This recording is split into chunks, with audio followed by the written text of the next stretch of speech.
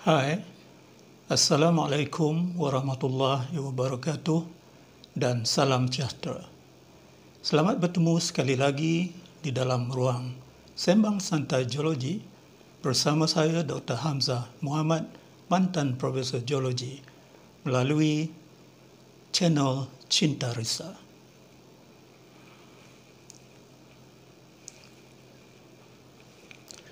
Saya memegang suatu botol yang di dalamnya terkandung satu bahan kosmetik, iaitu bedak.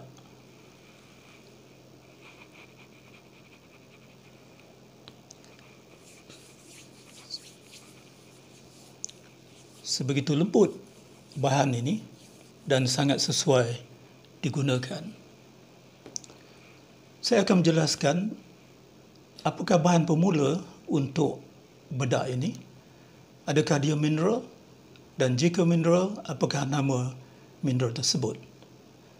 Jadi sebelum saya teruskan, saya mohon supaya para penonton memberikan like dan subscribe video Cinta Risa ini dengan menekan tombol loceng dan seterusnya share video ini supaya lebih ramai orang akan mendapat manfaat daripadanya.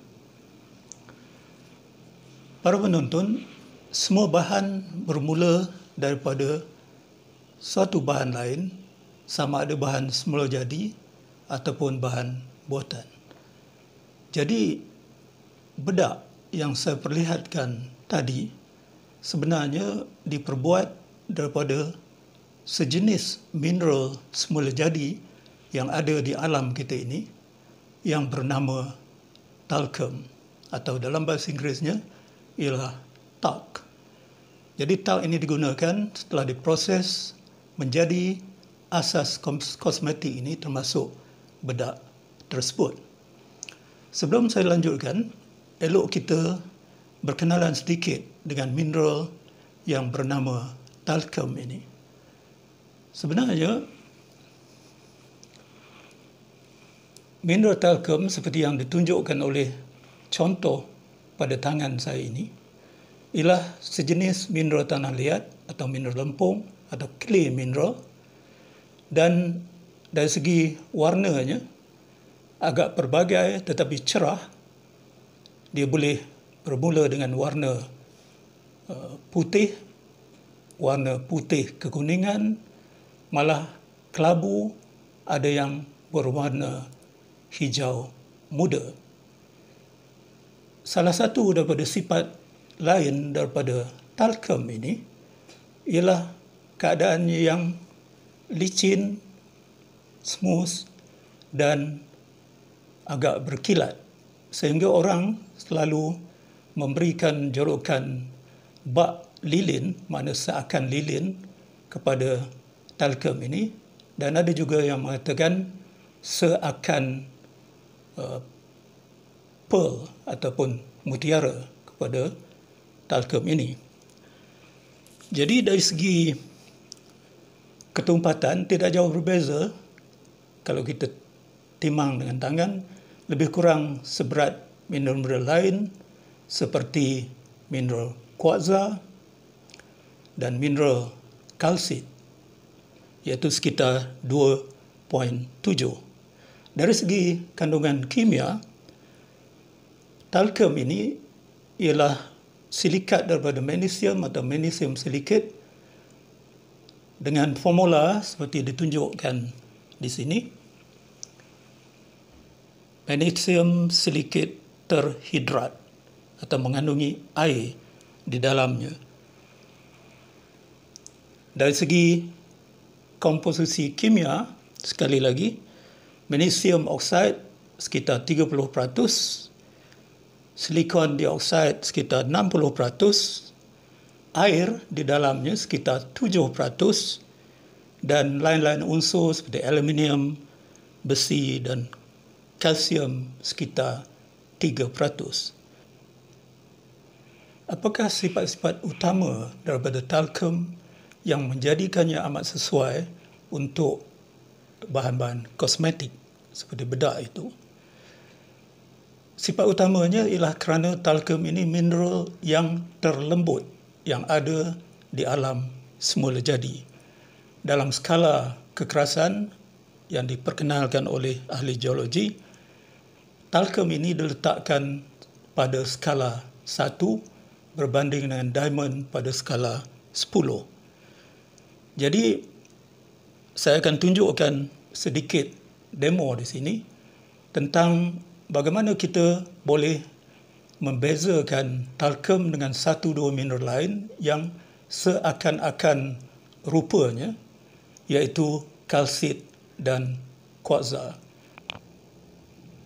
Saya akan tunjukkan bagaimana kita membezakan talkum dengan tiga mineral yang selalu tersalah kenal dengan talkum ini. Saya menggunakan konsep kekerasan batuan di sini atau mineral dengan menggunakan pisau kecil yang terbuat daripada besi ini. Saya mulakan dengan mineral kuartza, di mana saya guriskan dengan agak kuat mata pisau ini kepada kuartza. Ternyata tidak meninggalkan sebarang bekas, bermakna kuartza ini mineral yang keras, lebih keras daripada nilai 5 yang diberi kepada pisau ini, dan sebenarnya kuartza berkekerasan 7. Kita beralih kepada mineral yang kedua, iaitu kalsit. Lagi sekali saya guriskan pada kalsit.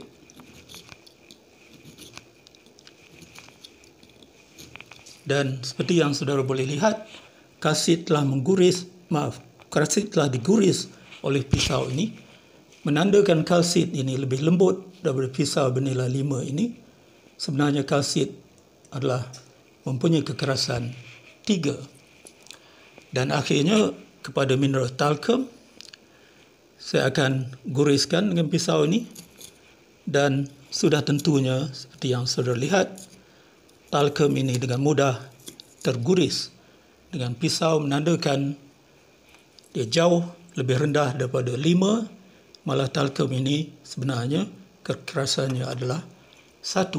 Jadi kita boleh menolak kemungkinan kuartza, kalsit dengan talkum masih perlu dibezakan, dan lazim juga ahli-ahli geologi menggunakan kuku ataupun fingernail untuk membezakan antara keduanya. Jadi saya akan mencuba dahulu dengan kuku tangan saya ini kepada mineral kalsite. Jadi kita cuba guriskan, dan seperti yang boleh saudara perhatikan, tidak memberikan apa-apa kesan kepada kalsit. Ini kerana kalsit 3 dan kuku saya ini telah dikalibratekan sekitar 2 kekerasannya. Tetapi bila saya guriskan kuku ini kepada mineral talkum, ya, ternyata mineral talkum telah pun terguris oleh kuku saya ini, menandakan dia punya kekerasannya lebih rendah daripada 2 nilai kuku ini, dan talkum bernilai 1. Jadi ini sifat yang boleh membezakan. Selain daripada itu, ujian tindak balas terhadap asid hidroklorik cair boleh kita lakukan, di mana kita titiskan asid kepada kuartza, ternyata tidak mengeluarkan reaksi, tidak mengeluarkan buih, tetapi kepada mineral kalsit, nampak di situ, telah mengeluarkan buih yang banyak, menandakan asid hidroklorik cair ini telah bertindak dengan karbonat di dalam kalsit, mengeluarkan buih-buih karbon dioksida.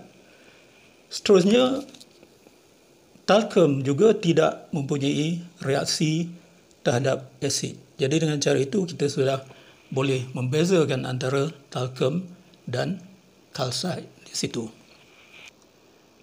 Jadi dalam pembuatan kosmetik daripada talkum ini, talkum itu dipanggang pada suhu lebih kurang 650 darjah Celsius.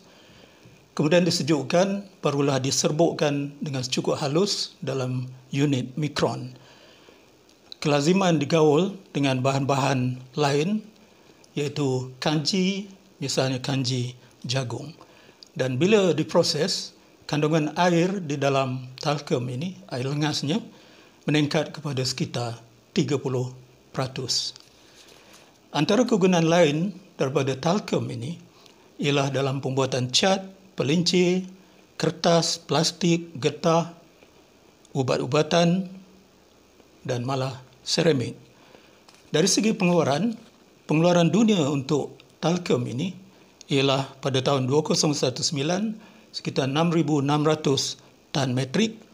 5 pengeluaran utamanya China, India, Brazil, USA dan Perancis, dan 60% daripada pengeluaran dunia dikeluarkan oleh 3 negara ini. Pada umumnya Malaysia tidak mengeluarkan talcum. Jadi kegunaan talcum di Malaysia menggunakan bahan import terutama dari India.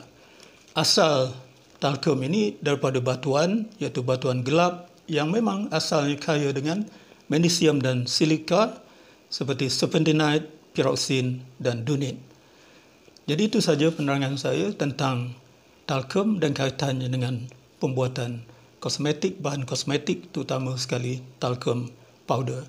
Sebelum kita berpisah, sekali lagi saya mohon para penonton untuk memberikan like kepada video ini dan subscribe dengan